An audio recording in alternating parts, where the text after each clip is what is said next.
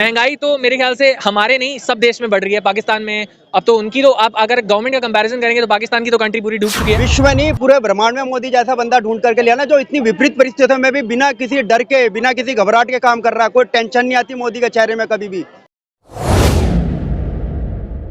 क्या लगता है 2024 में बदलाव होगा? जी 2024 में लगे तो हुए हैं लोग, मगर बदलाव बहुत मुश्किल है। क्यों ऐसा लग रहा है आपको? लगातार, क्योंकि लोगों की मानसिकता जो है वो बहुत खराब हो चुकी है। मानसिकता पे अगर चुनाव किया जाए, यानी किरदार पे अगर किया जाए, सच के साथ किया जाए, एहसास के साथ किया जाए, तो फिर कहीं ना कहीं दिक्कत हो सकती है। मगर अब जो दौर चल रहा है, वक्त चल रहा है नफरतों का दौर और सियासत का दौर है, उस हिसाब से मोदी जी अच्छा काम कर रहे हैं। जी मोदी जी अच्छा काम कर रहे हैं, मगर एहसास के साथ नहीं है। एहसास के साथ नहीं है, लोगों के साथ नहीं है। जैसे कि बहुत ज़्यादा पुलवामा हमला हुआ है, अगर उस बहुत लोग राम मंदिर से जोड़ देते हैं, इसका जरिया इसे राम मंदिर से नहीं जोड़ना चाहिए, क्योंकि ये जी धर्म की राजनीति यानी विनाश की राजनीति। मैं यही से आएंगे। क्या लगता है 2024 में बदलाव होगा? मेरे ख्याल से नहीं होगा, कोई चांस नहीं है। क्यों लग रहा है सब? क्योंकि चाहे डेवलपमेंट के लिए मतलब करा है, काम करा है, पर चाहे जितना भी ना करा हो ना, लेकिन दूसरी पार्टी इसको बहुत अच्छे से खदेड़ दिया है और आम आदमी पार्टी को खत्म कर दिया है दिल्ली में। और कांग्रेस तो अब आप देख ही रहे हो कहीं पे बची नहीं है। तो मेरे ख्याल से प्रैक्टिकली स्पीकिंग नहीं चेंज होने वाला 2024 में। क्या आपके हिसाब से मोदी जी ने अच्छा काम किया? मेरे ख्याल से हाँ जी, मोदी जी ने अगर एक ग्लोबल लेवल पे देखें तो इंडिया की जो एक करंट पोजीशन है, इंडिया की जो करंट छवि है, वो काफी हद तक बदल गई है, सुधर गई है। तो इस मामले में मैं कह सकता हूँ मोदी जी ने काफी अच्छा काम करा है। पे आरोप लगाया कि वो हमेशा जो अक्सर हिंदू मुस्लिम मंदिर मस्जिद इस तरह का मतलब प्रोपेगेंडा फैलाते हैं। मेरे ख्याल से उसको प्रोपेगेंडा नहीं बोल सकते, आप ये बोल सकते हो कि हिंदुओं को पहले वो एक लाइक कोई भी उनको पोक कर देता था, तो एक डिफेंस मैकेनिज्म अब हमने अपने सामने लिया है। रादर देन आप उसको उस तरीके से ना बोलिए कि हम किसी के अगेंस्ट गए हैं, अब ये बोलिए हम खुद को डिफेंड करना सीख गए हैं। What I think. तो क्या लगता है कि महंगाई है हमारे देश में या बेरोजगारी? महंगाई तो मेरे ख्याल से हमारे नहीं सब देश में बढ़ रही है। पाकिस्तान में अब तो उनकी तो आप अगर गवर्नमेंट का कंपैरिजन करेंगे तो पाकिस्तान की तो कंट्री पूरी डूब चुकी है। और महंगाई तो हर देश में ही बढ़ रही है, उसको आप रोक भी नहीं सकते। टाइम के साथ महंगाई बढ़ेगी, बट अपनी तरफ से मेरे ख्याल से government is taking good measures to control it. लेकिन जनता कह रही है, विपक्ष कह रहा है कि महंगाई बहुत बढ़ गई, आसमान छू रहा है। देखिए महंगाई, मैं बोलता रहा हूँ, अब आप 1960s से अगर 2000 में भी कंपेयर करेंगे तो महंगाई हमेशा ही बढ़ी है, इतिहास गवाह रहा है। महंगाई बढ़ेगी, इन्फ्लेशन तो हमेशा उसका ग्राफ पीक पे ही जाएगा, वो कभी कम भी नहीं, रुक भी नहीं सकता है। वो कभी रुक भी लेकिन नहीं सकता। भाजपा बीजेपी गवर्नमेंट में ज्यादा बढ़ा है।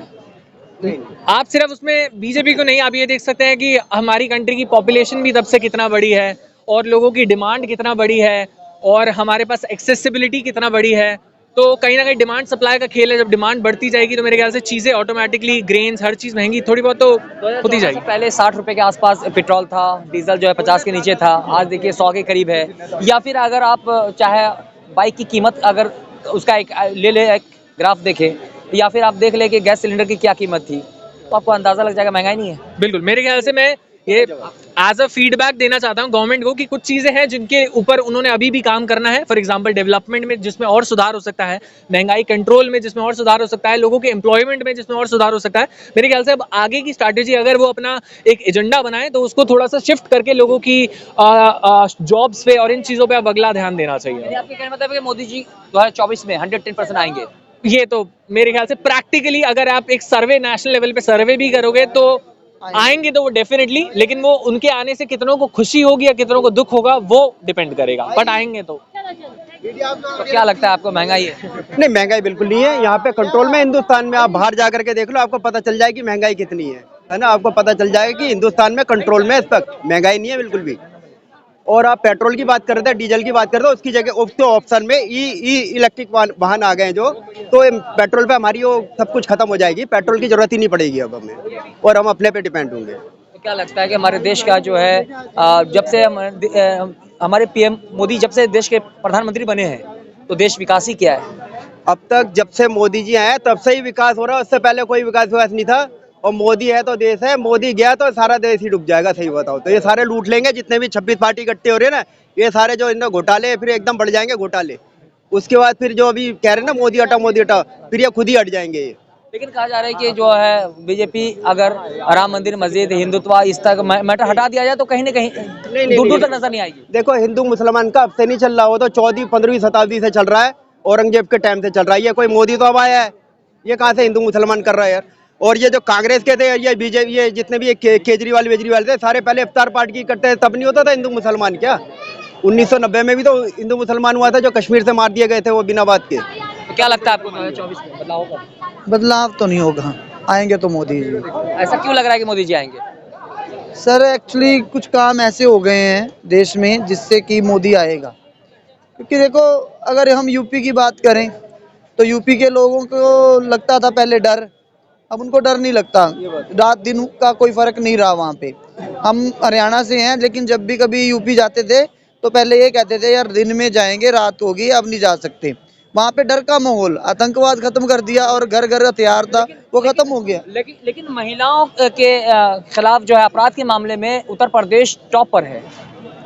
सर देखो मैं बता रहा हूँ, एनसीडब्ल्यू की रिपोर्ट है ये, एनसीडब्ल्यू की रिपोर्ट है ये। वो सब रिपोर्टें कैसे बनती है वो सबको पता, पब्लिक देख रही है सब कुछ। पब्लिक देश में, पूरे देश में 28,000 के करीब जो मुकदमे दर्ज हुए हैं जो महिलाओं के विरुद्ध हुए हैं, लेकिन 16,109 मुकदमे जो है वो सिर्फ उत्तर प्रदेश का ही है, जो देश का हाँ देखो सर अब ये बात आ गई है कि वहाँ पे मुकदमे दर्ज हो रहे हैं, किसी के साथ गलत होता है ना तब मुकदमा दर्ज होता है, पहले तो ये मुकदमे भी दर्ज नहीं होते थे, ये भी तो प्रॉब्लम थी। अब सोशल मीडिया है, आपके जैसे बहुत ज्यादा हमारे पत्रकार साथी हैं जो इन चीजों को ऊपर लेके आते हैं कि किसी के साथ गलत ना हो, तो मुकदमे दर्ज होना तो कोई गलत बात नहीं है, किसी को न्याय चाहिए तभी मुकदमे दर्ज होते हैं, ऐसे तो कोई मुकदमे दर्ज नहीं करवाता। और अगर कानून की पहुंच है वहां तक जहां तक किसी के साथ गलत हुआ है तो तभी मुकदमे दर्ज हुए हैं। लेकिन हालात सभी जानते हैं, यूपी में दोबारा से कभी सरकार नहीं आती थी, सपा बसपा, लेकिन अभी क्यों हुआ, योगी आदित्यनाथ आने से क्या हुआ, दोबारा फिर सरकार आई और अभी तो एमएलए बने हैं, अब आगे एमपी बनेंगे। सर जो चीज सही है वो सही है, हरियाणा में भी बीजेपी की सरकार है लेकिन उसके हालात यूपी की अपेक्षा बिल्कुल अलग है, ये तो जगह जगह की बात है ना। लेकिन जबकि 10 के 10 एमपी हमारे यहाँ से बीजेपी के हैं। हालात लगता है कि महंगाई बेरोजगारी है, उस पर हमारे देश के प्रधानमंत्री को सोचना चाहिए कि महंगाई कैसे कम किया जाए। नहीं वो सोच रहे हैं, वो कोई छोटे मोटे वो नहीं है, जहाँ पे इनकी सोच खत्म होती है ना 26 पार्टी की, वहाँ से मोदी की सोच शुरू होती है। ये मोदी जी की पॉलिसी को समझ नहीं पाते और ना समझ पाएंगे कभी, क्योंकि इनके अंदर बुद्धि दिमाग है ही नहीं। एक तरफ इंडिया, दूसरी तरफ इंडिया गठबंधन है, क्या लगता है? मोदी के आगे कोई नहीं है, ये गठबंधन बना लें और चाहे तो ये सारे के सारे पूरी दुनिया के बुला लें, मोदी के साथ विश्व में नहीं पूरे ब्रह्मांड में मोदी जैसा बंदा ढूंढ करके लिया ना, जो इतनी विपरीत परिस्थितियों में भी बिना किसी डर के, बिना किसी घबराहट के काम कर रहा है। कोई टेंशन नहीं आती मोदी के चेहरे में कभी भी, है ना। कभी आपने विचलित नहीं देखा होगा। ये थोड़ा सा ये कहते हैं संसद में मोदी नहीं बोलते, अबे संसद में मोदी क्यों बोलेंगे, तुम्हारे बाप के नौकर हैं। जब हमारे देश में हमला होता था क्या मनमोहन सिंह बोलता था संसद में आके, है तब क्यों नहीं बोलता था? तब तो मनमोहन सिंह अमेरिका को लेटर लिखता था कि भैया हमें बचा लो। इंडिया जो गठबंधन है उसमें भी तो बहुत सारे नेता हैं, बहुत सारे दल हैं, बड़े बड़े नेता हैं। ये सारे देश को नहीं बचा रहे, ये अपने को बचा रहे हैं, क्योंकि इनको पता है कि जैसे केजरीवाल अंदर जा रहा है, अभी वो कांग्रेस का एक मंत्री पकड़ा गया है, उसका मामला सारा ये न्यूज चैनल वालों ने छुपा दिया, उसका तो बिल्कुल ही खत्म ही कर दिया मामला। उसको पैसे मिल गए होंगे तो सबने मामले को दबा दिया उसको, है ना। तो चला है फिर हम बोले दबा दिया होगा। नहीं देखो एकदम से अचानक से खत्म हो गया वो मामला, दबा दिया सारा का सारा। पब्लिक इस वक्त समझदार हो चुकी है जब से मोदी आया है। अब वो पहले वाली बेवकूफ पब्लिक नहीं है कि आप कहते हो कि गांधी ने आजादी दिलाई थी, गांधी ने आजादी नहीं दिलाई। केजरीवाल को लगातार सम्मन भेजा जा रहा है लेकिन वो हाजिर नहीं हो रहे हैं वहाँ। अभी कितने दिन तक खैर मनाएगा, एक ना एक दिन तो ऊँट को पर्वत के नीचे आना ही पड़ता है, कितने दिन तक भागेगा। अब ये लास्ट है उसका, उसके बाद उसको अंदर आना ही है। आखिर क्या वजह थी? केजरीवाल के पास पेन तो था पर किसी चीज में उसने साइन नहीं करे, क्यों नहीं करे? कोर्ट उससे पूछ रही है कि 350 करोड़ रुपए से ज्यादा तेरे पे आया कहाँ से, एक ही जगह का, तो वो जवाब नहीं दे पा रहा है। करोड़ों रुपए का वकील लगा रखे और कोर्ट में जवाब नहीं दे पा रहे हैं, खाली पब्लिक को गुमराह कर रहा है कि देखो जी मेरे को ये कर रहे हैं, मेरे को कर रहे हैं। पब्लिक को क्यों गुमराह कर रहा है? पब्लिक में 99% तो अनपढ़ी होते हैं, उनको पता नहीं होता कि क्या चल रहा है। कोर्ट में देखो ना मजिस्ट्रेट कितनी लताड़ लगा रहा है।